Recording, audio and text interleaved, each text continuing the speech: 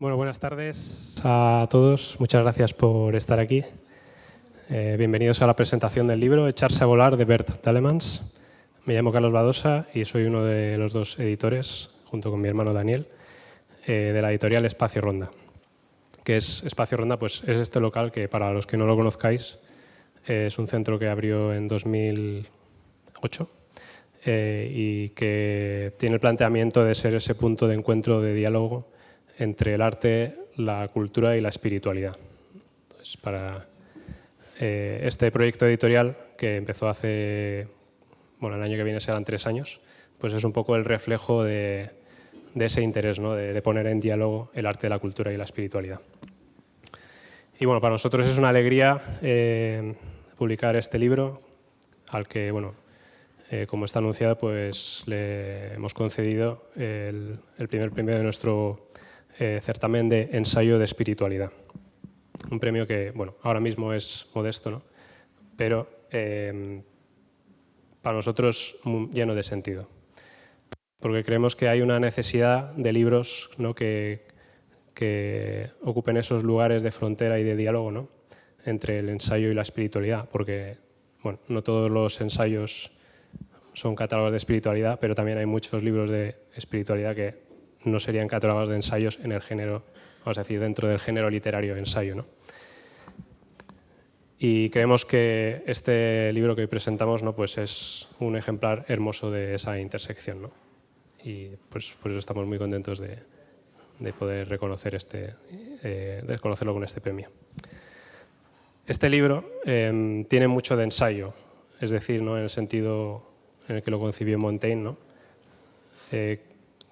Cuando definió el género, ¿no? tiene mucho de intento, de puesta a prueba, de exploración, ¿no? de exponerse a la posibilidad de fracasar en su intento y de no saber exactamente a dónde va a llegar, ¿no? Y por tanto hay tanto de valentía como de juego. Y esto que tiene de ensayo, ¿no? y esto es para mí la conexión interesante, es lo que tiene justamente de espiritual, ¿no? Y entendiendo espiritualidad, para diferenciarlo de lo que es simplemente como teoría o filosofía o ideología, ¿no? entendido como práctica espiritual, ¿no? Es decir, que lo que define para nosotros el libro de Bert es que es una práctica, es un ejercicio espiritual en sí mismo, es una práctica contemplativa, ¿no? podríamos decir. No se trata entonces de defender una idea o de hacernos cambiar a cada uno de ideas, ¿no? Se trata de adentrarnos en una forma de mirar, ¿no? Una forma de mirar que también quede transformada, ¿no? después de la lectura de ese libro. Y el libro, ¿no? está puesto al servicio de esa transformación. Bueno, además, yo diría que es un ensayo de espiritualidad poética, ¿no? ya desde su título, ¿no? Echarse a volar, ¿no? tiene un carácter simbólico, ¿no? El niño, que es el centro del libro, ¿no? Los niños, la infancia, ¿no? por supuesto también, en el cual nos vemos nosotros reflejados.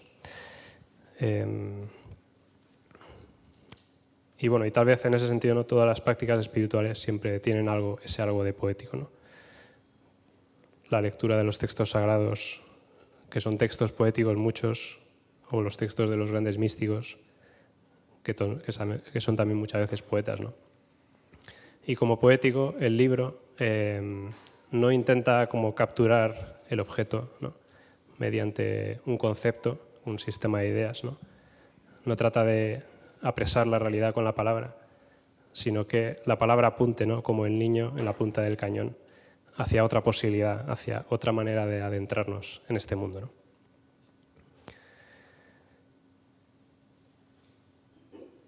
Este libro también creo que se da en la mano el rigor y el juego, ¿no?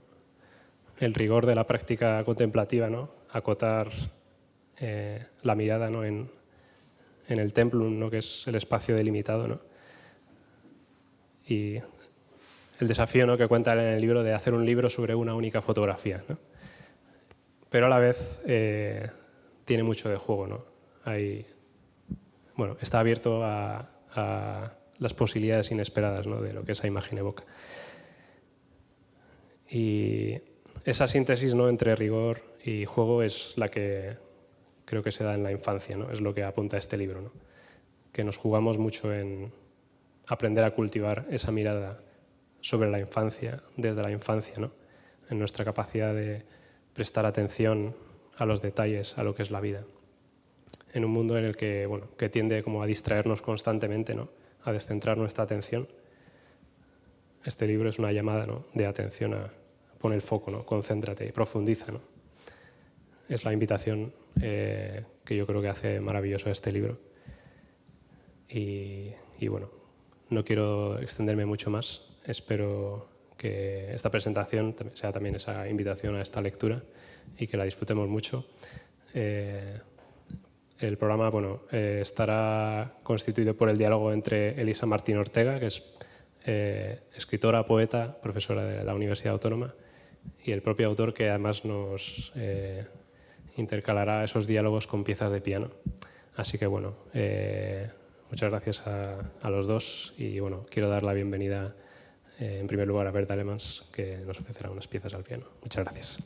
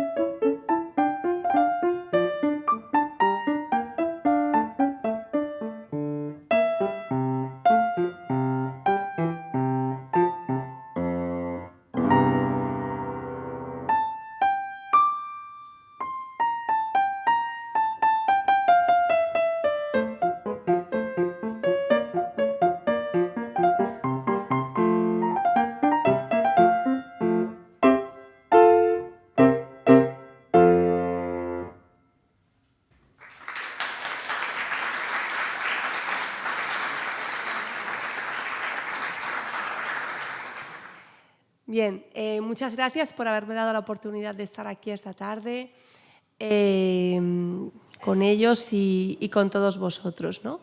Me gustaría empezar hablando un poco del libro que he visto que algunos de vosotros ya tenéis, ¿no? Es un libro que, como ya ha puesto de relieve su editor, yo diría que se mueve en una tierra fronteriza entre el ensayo y entre algo que recuerda también a la poesía, ¿no? Tiene una parte enormemente poética el libro, todas las reflexiones que plantea en torno a una fotografía, ¿no? Esta fotografía creo que la tenéis ahí, la podéis ver.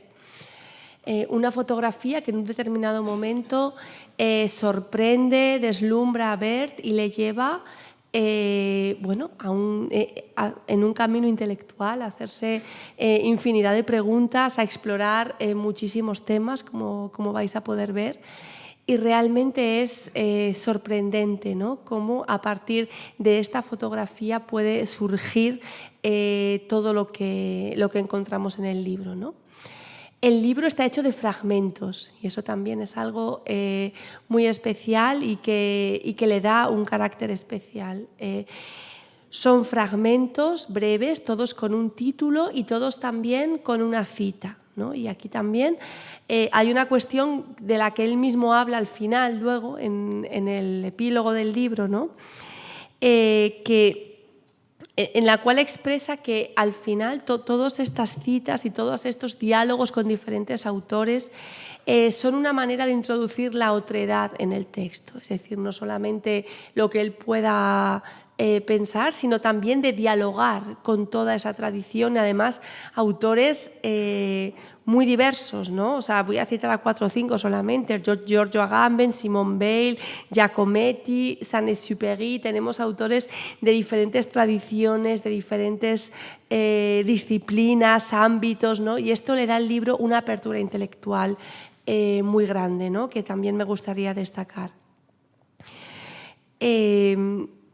¿Cómo nos puede capturar una imagen? Esa era la pregunta que yo todo el tiempo me hacía y sobre todo, ¿qué dice? ¿Qué puede decir una imagen, ¿no? Estamos en una sociedad que muchos dicen que es la sociedad de la imagen, pero al final son imágenes que pasan todo el tiempo, imágenes que desaparecen, que son totalmente efímeras y cuando nos paramos realmente a mirar una imagen detenidamente, con la mente puesta en qué es lo que hay, está ahí representado, pero también en qué es lo que hay detrás, en qué es lo que muestra, pero también en qué es lo que esconde esa imagen, ¿no?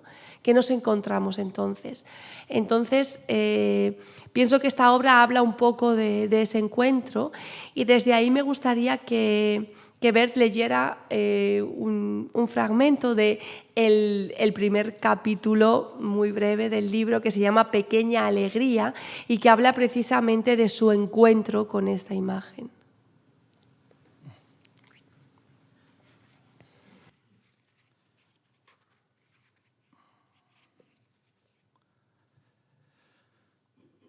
Hay una fotografía que me acompaña desde hace muchos años. Todavía recuerdo el frío reparador de aquella mañana lluviosa. Estaba en nuestra casa en Bélgica, sentado en la mesa de madera alta, donde colocamos los periódicos. Medio dormido, medio consolado por los sorbos de café muy caliente, me entregaba al placer matutino de pasar página por página las hojas suaves que olían a tinta fresca y que dejaban marcas negras en las yemas de los dedos como si fueran alas de mariposa. De golpe me despertó, me descubrió, me vio. Y me sigue viendo a través de aquel niño que dibuja una cruz en el cielo al buscar el equilibrio en el cañón de un tanque. Ya no recuerdo el artículo que la acompañaba. En todo caso, recorté la imagen como quien libera a un jilguero de su jaula para que se eche a volar. La llevo conmigo como una perla, una joya, una pequeña alegría o una piedra preciosa que de vez en cuando tomo en la mano. La admiro. Es un tesoro que extrañamente no he desempaquetado del todo hasta hoy. ¿Cómo fue el proceso de maduración de tu relación con esta imagen y después, en qué momento sientes tú que puedes o que quieres escribir un libro a partir de esto, ¿no? Porque hablas de que fue hace muchos años, supongo que la imagen estuvo ahí, la foto, ¿no? Durante bastante tiempo, te haría pensar en ciertas cosas, ¿no? Y en un determinado momento, ¿cómo fue ese proceso? La vi en 2001. Se tomó en el año 2001, poco después del 9/11, en Afganistán, en el Valle del Panjshir, por el fotógrafo ruso Sergei Ilnitsky. Y hace 24 años entonces que lo vi y que me llamó mucho la atención y desde entonces a veces en una charla lo pongo, ¿no? Para que la gente, porque digo, aquí hay mucho para descubrir, hay un tesoro no desempaquetado, ¿no? Y hay un pozo sin fondo. Y me vino la invitación para escribir un libro, un fotoensayo de otra editorial y unas variaciones con unas 30 imágenes, 30 fotografías. ¿Y estas estaban entre ellas? Pues yo pensé, voy a empezar con algo que conozco y algo que me llama la atención. Entonces empecé a escribir con ello, pero al final fue tan largo o tantas palabras que puse alrededor que se ha hecho un libro en sí mismo, ¿no? Y ese es este. Y porque hay tantas capas, ¿no? Para descubrir en lo que hay dentro. Para mí, habla de esos niños afganos, ¿no? Que están jugando con un tanque abandonado, pero habla mucho más de resiliencia, de esperanza, de tantos temas, ¿no? Por eso el subtítulo es Viaje a la infancia, ¿no? Para mí hay algo de redescubrir esta maravilla, esa osadía, ¿no? de este niño que va hasta el final del cañón mostrando un camino, así, fraguando un camino. Y eso me sigue llamando la atención. Y nunca hay palabras, ¿no? Para decirlo, lo que es la fuerza de la imagen. La profundidad de una imagen que no es una obra de arte. Entonces eso es la maravilla. Es como una fotografía. Bueno, en parte sí puede ser una obra de arte, ¿no? Sí. Según cómo se vea, ¿no? Pero fíjate, por ejemplo, yo siempre pienso que la fotografía tiene mucho que ver con la poesía en ese intento de captar un instante, dejarlo ahí, ¿no? Y luego todo lo que eso puede evocar, ¿no? Que es de lo que tú estás hablando. Como bien has dicho, es un ensayo que habla sobre la infancia, vamos a ir desgranando diferentes temas, ¿no? La infancia, pero también, fijaos, unir la infancia con la guerra, el tanque, que en principio parece un elemento pues, de otro ámbito, ¿no? Y aquí está integrado. De hecho, hay un momento del libro en el que tú dices que el tanque se ha convertido en un juguete, ¿no? Con todo lo que tiene eso de maravilloso y a la vez de terrible, ¿no? Que sea un tanque abandonado lo que acaba convirtiéndose en un juguete, ¿no? Y a mí me llama mucho la atención no solamente ese niño que se ha subido arriba y esa osadía que tiene y esa esperanza que transmite, sino también todos los otros niños que le están mirando, ¿no? Y uno dice, ¿qué estarán pensando todos estos niños, ¿no? Porque además algunos están como participando en el juego, pero otros están con una actitud como mucho más contemplativa, como mucho más estática, ¿no? Algunos escépticos, supongo, ¿no? Que dicen, ¿qué hace este? ¿Y cuándo se va a caer? Bueno,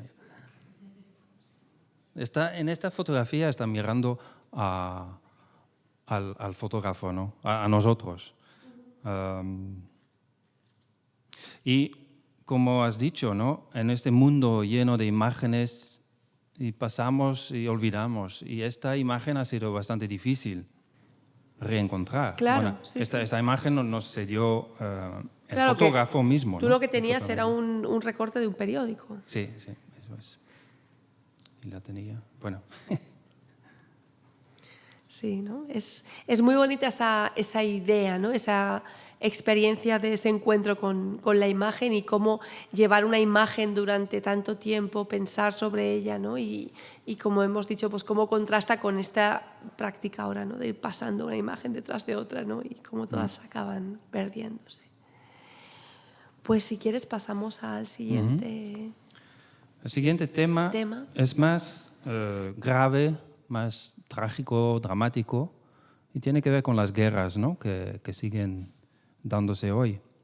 Y es un poco, esta imagen para mí es tan imagen de esperanza, de superación, porque el niño vence el tanque, ¿no? Lo metálico. Y eso sería el tema del segundo.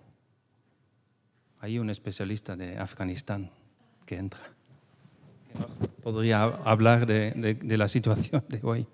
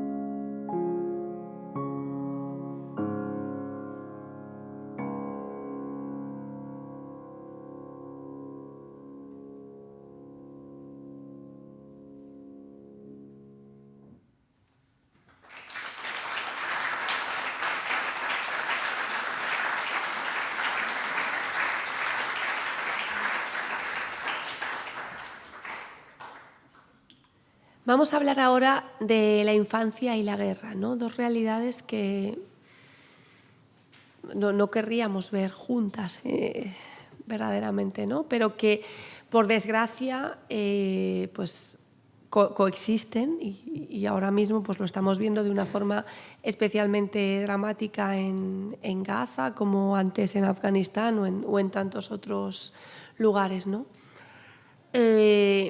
Los niños son una de las principales víctimas de la guerra y hay algo que nos... Iba a decir que hay algo que nos hiere en el hecho de ver a los niños sufrir en el contexto de las guerras, ¿no? Creo que debería herirnos luego que suceda realmente así o no, ya es un tema más complejo, ¿no? Pero hay algo que de alguna forma nos subleva porque sentimos que los niños nunca debieron estar ahí o que nunca debieron ser las víctimas directas de esos conflictos, ¿no? Que nada tienen que ver con ellos y de los que muchas veces ellos son, pues como también se plantea constantemente en el libro, la parte más frágil, la parte más vulnerable, ¿no? Y se habla de esa fragilidad y de esa vulnerabilidad para destacar también de algún modo su belleza, ¿no? La belleza que hay en esa fragilidad y en esa vulnerabilidad, pero sin olvidar evidentemente toda esta cara tan terrible, ¿no? que está detrás, ¿no? Y que constantemente nos acecha. La belleza y la fortaleza, ¿no? Porque al final salen victoriosos, ¿no? O por lo menos en la imagen. Ahí vemos otra imagen, la que vi en el periódico, que es una variante porque un fotógrafo toma muchas tomas, ¿no? Y esta es la que salió en el periódico, la que es más cara y por eso no lo tenemos en el libro. Pero gracias a Luis Navarro que, hay dibujos, ¿no? En el libro y como en la portada también. Y nos remiten a este espíritu de la infancia, juguetón, pero también victorioso y sí, tan fuerte, tan resiliente, ¿no? Hay algo de la sabiduría de volverse a ser niño, ¿no? O de hacerse niños, como nos muestra esta imagen. Y para mí, sí, hay una comparación con el Giacometti, ¿no? Uno de los bronces más caros del mundo y un hombre que señala, ¿no? Una definición del ser humano, para mí también este niño afgano, totalmente su contexto particular, ¿no? que quisiera honrar, pero también mostrar que estamos tan vinculados, es tan universal esta imagen, una definición del ser humano, ¿no? O de lo que podemos ser, vencer nuestros tanques. Lo dedico a un joven de 20 años que ha fallecido, Andrés, un colombiano, fallecido por luchar con su tanque, ¿no? su cáncer. Bueno, y un proceso muy doloroso para sus padres y su familia. Bueno, hablamos de infancia, de ternura, pero no quita este dolor, ¿no? O es tal vez un modo de atravesar el dolor. Uh-huh. Sin duda, ¿no? Fijaos que no he dicho también que la estructura del libro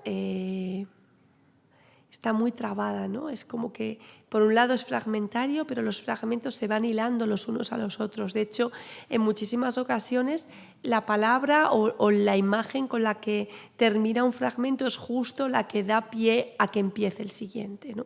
Y es lo que pasa precisamente en una transición a la que me voy a referir ahora, ¿no? Que habla precisamente del juguete. Y el juguete es un tanque, ¿no? Es verdad que los niños juegan a la guerra, pero al mismo tiempo hay algo de muy grave también, ¿no? En el hecho de ver a los niños jugar con un tanque real, no de juguete, ¿no? Sin embargo, podemos leer: mirando al cielo vemos al niño, mirando al niño vemos el cielo. Este niño nos muestra el cielo, este niño es el cielo. Pues mirémoslo, ahora lo necesito más que nunca. Nos trae el cielo sobre la tierra al convertir el tanque en juguete. Y el siguiente capítulo se llama precisamente Juguete. y empieza diciendo: el tanque es inofensivo, ahora es un juguete. Los niños lo han transformado en un juguete, ¿no? Y luego hay una reflexión sobre el juego infantil que también me parece muy pertinente, ¿no? Dice: aunque algunos niños en la foto lleven chalecos militares, no usan el carro blindado para jugar a la guerra, duplicando en miniatura el mundo de los adultos. No imitan, crean porque olvidan. Crean con pasión innovadora, sobre todo en los rincones olvidados del mundo, burlándose del universo incomprensible, pulcro y tantas veces enfrentado de los adultos. Esos pequeños artistas y hábiles ingenieros homenajean la vida que hace camino hasta en las situaciones más adversas. Bueno, me gustaría que comentaras un poco esta idea del juego, ¿no? Porque muchas veces se interpreta precisamente eso, ¿no? Como una imitación del mundo de los adultos, y tú sabes ver que en el juego hay otra cosa, ¿no? Que hay como un tipo de creatividad que es diferente. Sí, es la creatividad y la imaginación, ¿no? Porque al final imaginar en este tanque abandonado un juguete, ver otra cosa en ello. Yo crecí en Camerún y ahí con pocas cosas la gente hace juguetes, ¿no? Se fabrican sus propios juguetes, ¿no? Con un trozo de metal y ahí hacen los niños lo mismo, ¿no? Esta sublime creatividad, ¿no? Que ojalá que lo recobramos, ¿no? Y porque a veces nuestras vidas también tienen sus tanques o sus ruinas simbólicas, ¿no? Oxidadas, pero podríamos transformarlo en un juguete, ¿no? O en palanque, justo para subir al cielo, ¿no? Hay algo de imaginación, de creatividad que tienen esos niños, ¿no? Ver lo todo en lo poco es un poco esto, ¿no? Y para mí también es la música. En otras lenguas, en otros idiomas se dice para tocar, ¿no? Se dice jugar también, y algo de juego, ¿no? En tocar. Y eso es lo que hacen, ¿no? Ven un instrumento y esta música, que hay que escucharla, ¿no? Esta música celeste, porque al final, por la perspectiva, vemos el cielo, ¿no? Ha entrado en el cielo realmente. Es como, no dejando la tierra, ¿no? No huyendo a un cielo imaginario, pero realmente mostrando que, oye, hay otro modo de ver las cosas y para mí eso es el cielo, ¿no? Sí, de hecho, cuando yo he visto la foto me ha llamado mucho la atención el cielo, el verla en color, ¿no? El color del cielo, porque además es un cielo que es como más claro, más abajo, pero según va subiendo se va volviendo cada vez de un azul más intenso. Y llama mucho la atención, ¿no? De hecho, hay otro capítulo, el anterior, con el que he iniciado, que se llama precisamente Cielo y que explora esta dimensión del cielo, que al final es como las 2/3 partes de la fotografía, ¿no? Estaba pensando también que tú, que eres músico, escribes sobre una imagen y de alguna forma en el lenguaje es como si se aunaran también esos dos mundos, ¿no? El mundo de lo visual, pero también el mundo de lo auditivo, con el ritmo del lenguaje, con todo lo que vas trazando, ¿no? A raíz de esto. Yo creo que como escritores tenemos que ser un poco como esos niños, ¿no? Jugar con las palabras, buscarlas, trabajar como escultor un poco y sí, bueno, crear algo bello también, ¿no? Bello, verdadero. Uh-huh. Bien. Pues creo que vamos a continuar continuar con otro trocito de música. Tengo que explicar un poco, son 4 piezas de Robert Schumann que escribió para la juventud y es una música muy juvenil. Está jugando, componiendo, ¿no? La segunda pieza me parecía mucho como la foto. Hay uno que muestra el camino y los demás intentan hacerlo, pero intentan no caer, ¿no? Y entonces el primero muestra cómo se hace 2 veces y después se oye otro, la mano izquierda, que intenta a su modo. Esa es la segunda pieza.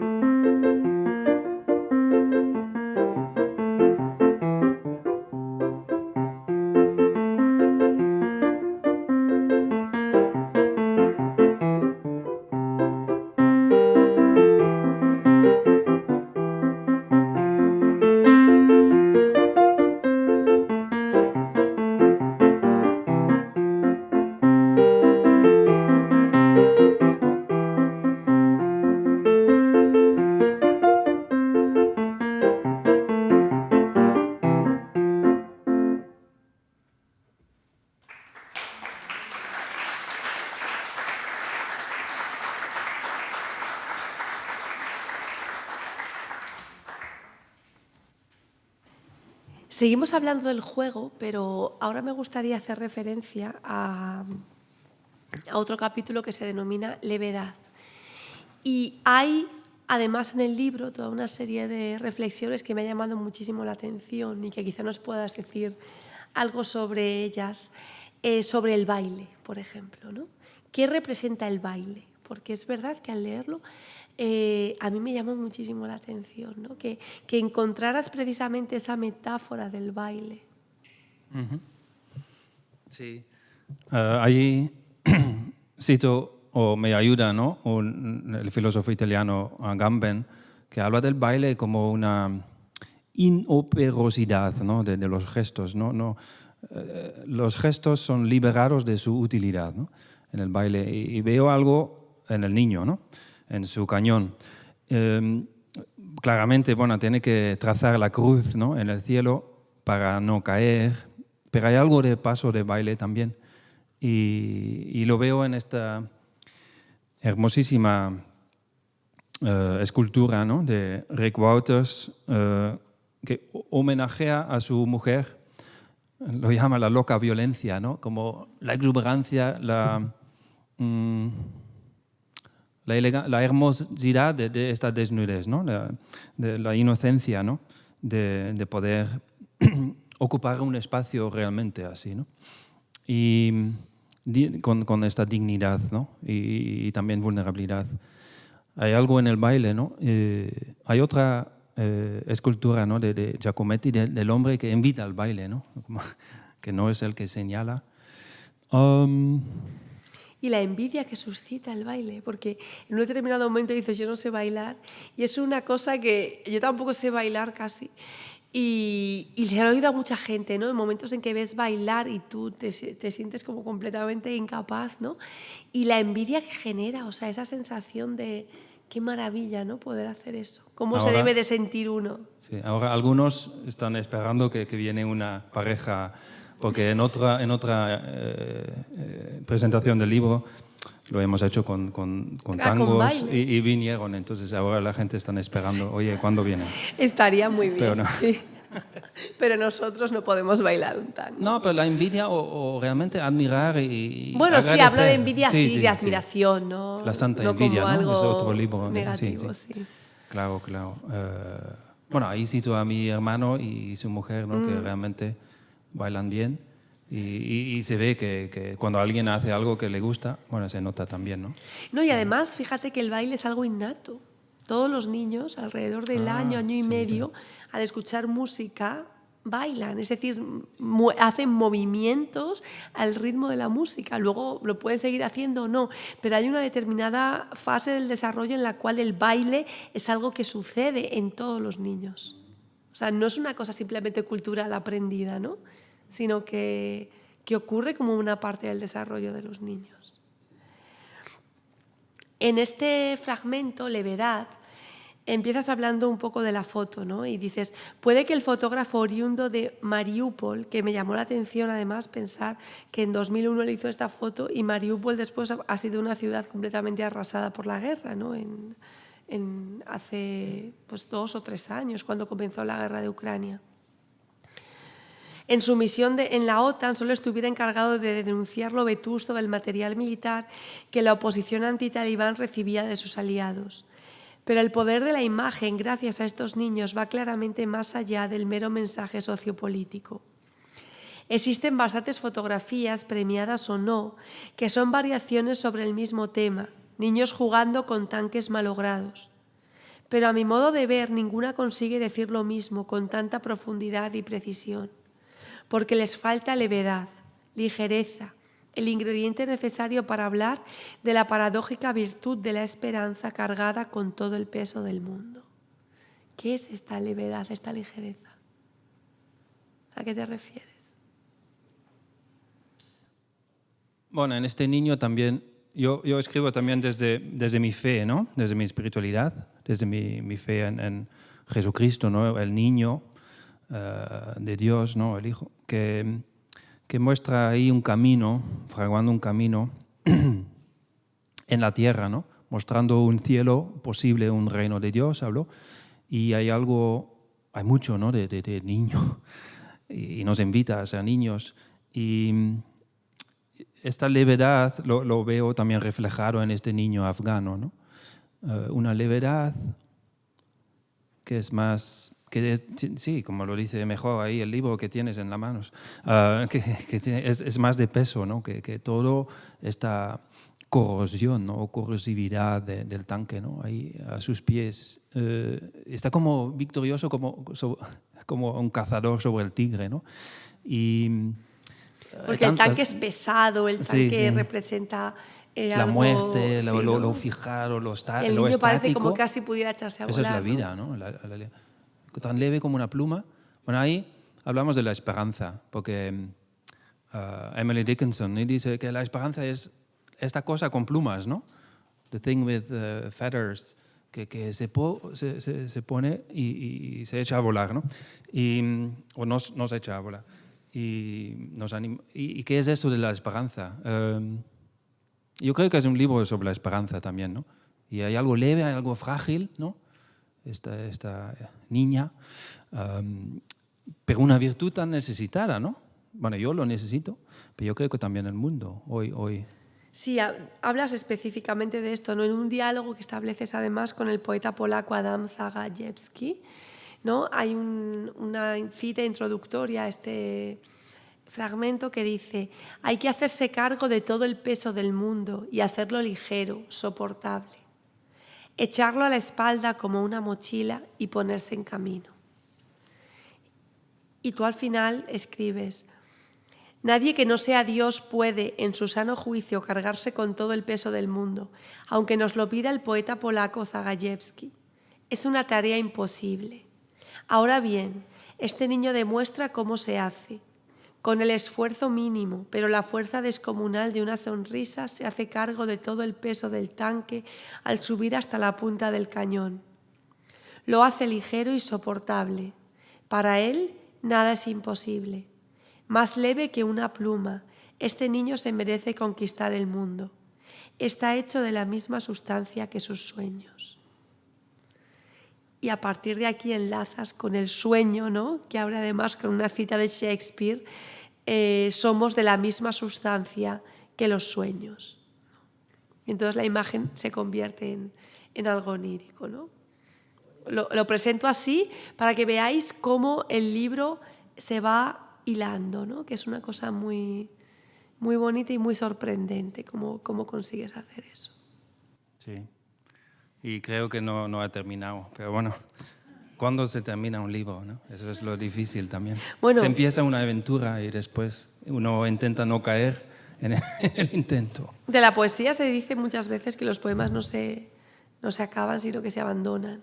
Llega un momento en que ya es verdad, sí. los dejas. Pues eso también tenemos para este punto de levedad, ¿no? Sí. Para no cargar demasiado. Continuamos con el último sé, porque... fragmento. ¿O acabamos ya? No lo sé. No, toca el último, ¿no? Yo creo. Sí. Te quieren escuchar. Y luego cerramos con unas palabras sobre la esperanza, que es un buen tema para cerrar. Vale. ¿Sí? Algo leve como un pajarito.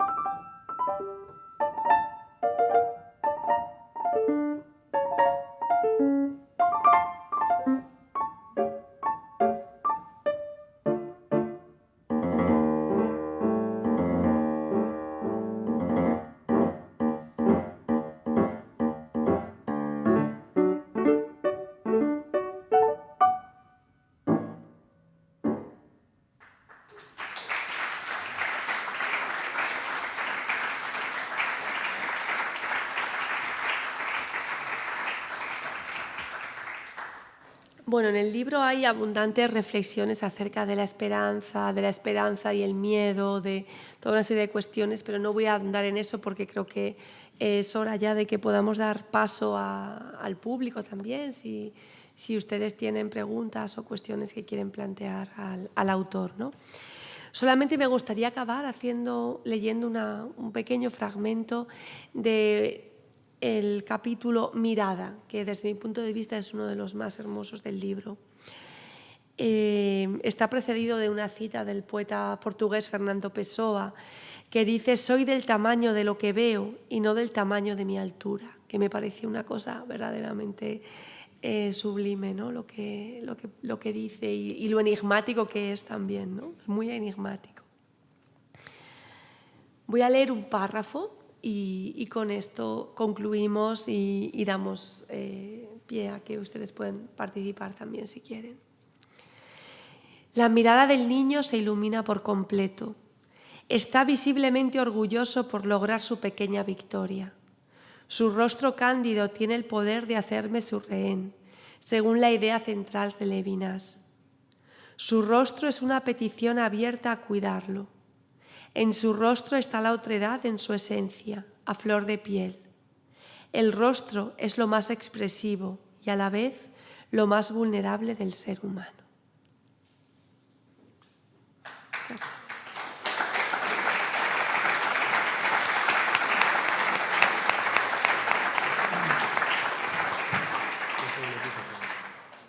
Pues vamos a dedicar 15 minutos a las preguntas, así que os pedimos ser breves en la pregunta y en la respuesta, si es posible. Sí. Buenas tardes, Bert. No te conocía, encantado. Mi nombre es Álvaro y, claro, en el libro planteas una cosa que no solamente está relacionado con esto, es siempre la dicotomía que nos pasa desde pequeños entre el peso y la levedad, ¿no? El peso para mí son las normas sociales, las estructuras, en fin, la educación que nos castra. Y la levedad, pues es la poesía, la imaginación, el juego, el baile. Y entonces quizás también valga para como trabajo personal de cada uno, porque con el tiempo nos tenemos que quitar mochilas y volver más a la... Hombre, yo que escribo poesía, pues tiro más me encanta la levedad, ¿no? Entonces, bueno, era simplemente un comentario y si lo ves como posible, ¿no? Que, o sea, una cierta similitud es mi pregunta. Gracias. Gracias, sí. Yo creo que hay que compaginar los dos, ¿no? El peso y la levedad, ¿no? Y no deshacerse, bueno, sí, deshacerse del peso. Bueno, normas y estructuras pueden volverse pesados, ¿no? Pero en principio no lo son. Y tal vez hay un modo leve, ¿no? de llevarlos, porque son necesarios, ¿no? Para la convivencia. Pero bueno, sí. Gracias por el comentario, sí. Bueno, ¿se oye así? Sí. No, solamente te voy a felicitar, algo que podría hacer cualquiera, pero más que nada por si se anima alguien más a decirte algo.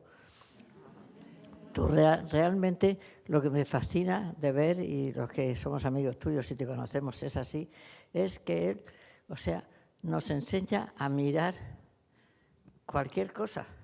O sea, los cuadros, cuando hemos visto cuadros contigo, o orar con el arte que nos has transmitido. O sea, quiero decir, yo he aprendido a mirar el arte, lo he aprendido contigo, pero he aprendido también cómo mirar también la vida y cómo mirar a los otros, cómo mirar a lo que tengo al lado.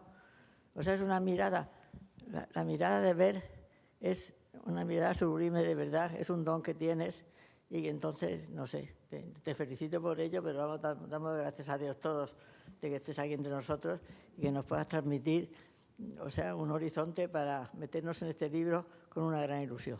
Gracias, Marisol. Me gustaría preguntarte, cuando hablabas de la fortaleza de la vulnerabilidad, de la fragilidad de los niños, si pudieras explicar en qué consiste esta fortaleza. Hay algo que tiene que ver con la creatividad, la imaginación, ¿no? El ver más allá un poco de lo que nos paraliza, de lo que nos convierte en tanques, ¿no? y quita todo movimiento, todo espacio. Y que atraviesa o que incorpora la fragilidad, que es la condición humana, y que la transforma, convirtiéndola, ¿no? en fortaleza, no solo en belleza, ¿no? Pero en algo más allá de la fuerza y la fragilidad. Para mí, vulnerabilidad, hay una traducción en el explicación en el diccionario, ¿no? Que dice vulnerabilidad es la habilidad, ¿no? de ser vulnerado. Y la capacidad, para mí es una capacidad, cuando lleguemos a este punto, ¿no? Que realmente es vulnerable. El niño es descalzo, el niño no tiene nada en las manos. Mi Dios, ¿no? Jesucristo que murió en la cruz, un fracasado total, para mí muestra esta vulnerabilidad a su modo y que no como sinónimo de debilidad y fragilidad, sino un modo de transformarlo, convertirlo, incorporarlo y no huir de ello, sino realmente, y eso veo como también reflejado en esta imagen. Bueno, ya. Lo pongo yo, supongo, ¿no? Yo quiero hablar con esos niños afganos. Y Ignacio sabrá qué pasa en este valle. Tú has estado en este valle, ¿no? Del Panjshir o no, o conoces. Bueno, Ignacio conoce a muchos afganos que están aquí ahora en España, ¿no? Y bueno, tú hablas. No, vale. Hablamos después. Con el vinito. Pero bueno, eso. Tengo un libro sobre la vulnerabilidad, si está interesado. No sé si hay respuestas, pero a lo mejor hay otras preguntas que al hilo de la gran pregunta esta. Pero yo creo que es una pregunta que no hay palabras, pero gestos, ¿no? Y eso veo en este niño. Hace algo osado, puede caer. Bueno, hay algo maravilloso ahí, creo yo. Nada. Bueno, gracias por la pregunta. Buenas tardes, soy Antonio. Veo al niño, te veo a ti, y me pregunto cómo es posible mantener viva la cruz, la infancia, la levedad, el vuelo, en medio de tanto ruido, de tanta bomba, de tanta desmesura como existe en la sociedad actual, ¿no? Yo creo que ese es el reto de toda espiritualidad en este momento, ¿no? Como me imagino que estarás muy adelantado ya en el camino, dinos algo. Sí. No, es el gran reto y mi intento de luchar con esta pregunta, no de responder, sino de luchar con ella, es escribir ese libro, ¿no? O esas variaciones sobre el mismo tema, a lo cual siempre vuelvo. Pero tal vez este reto necesita ritos, ¿no? Como bien dice, que hay algo también de encontrar ritos, bueno, y en los juegos de los niños, o sea, ellos son muy serios, ¿no? Porque no hay que, bueno, hay que seguir las reglas. Entonces crean un mundo donde, bueno, lo vimos también en Valencia después de la Dana, ¿no? Que hay, la gente jugaba, ¿no? Y al balón o lo que sea. Y necesitamos esto también. Este campo, sí, el tanque no se va del paisaje y afea. Y hay es el símbolo de tantas cosas, como bien ha dicho. Pero hay niños que siguen luchando con ello, ¿no? Con esta pregunta y intentando mantener viva esta llama frágil de la esperanza. Ya, sí. Ha comentado que parte de su infancia la pasó en Camerún y en Bélgica. Yo quería preguntarle, ha hecho una referencia a la creatividad de los niños con los juguetes, pero ¿ha incorporado a la hora de ver a estos niños de la fotografía parte de su infancia o a los mayores se nos olvida la forma de ver la vida que tenemos cuando éramos niños. No entiendo la pregunta. ¿Parte de su infancia? Que sí, ¿De quién? que sí. Ah, la mía. La suya, sí. Pues la primera vez que Rodrigo me habla de usted. ¿De quién está hablando? Bueno, sí. Yo creo que es mi libro, no lo sé, pero más autobiográfico también. No es un libro sobre mí, pero al final, cuando te remueve tanto, ¿no?, las entrañas, una imagen, pues ya hay que meterse, ¿no? Hay que atreverse, no como este. Yo estaba en el tanque, no en el cañón, pero bueno, por lo menos ahí me he atrevido. Y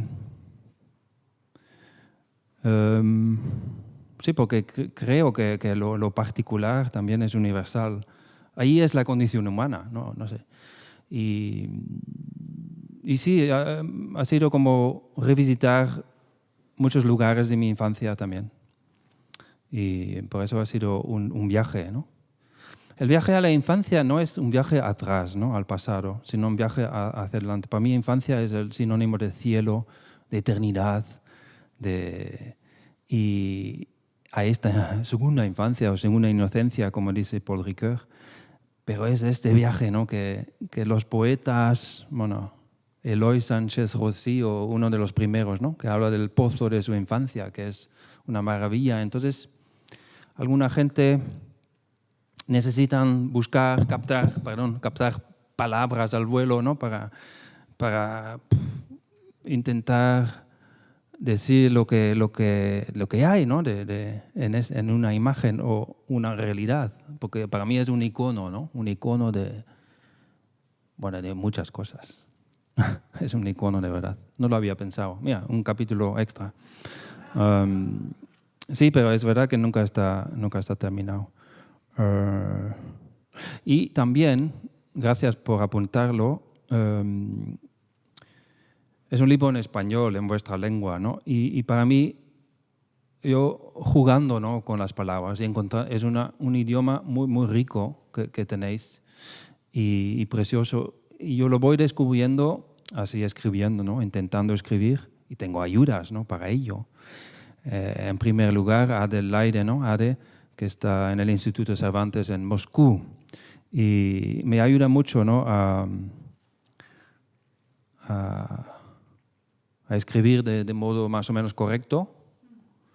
Y ella muestra el camino, pero sin perder mi estilo, ¿no? Porque al final hay inteligencias artificiales que te cambian tu estilo. Pues ella es una inteligencia artesanal que no lo quita. Y como estoy agradeciendo, quiero agradecer a mucha gente, también a Elisa, ¿no?, por presentar, porque yo conozco su libro, La belleza en la infancia, ¿no? Ella sí es madre, ella sabe lo que es tener niños, hijos, ¿no? Yo no lo sé, ¿no?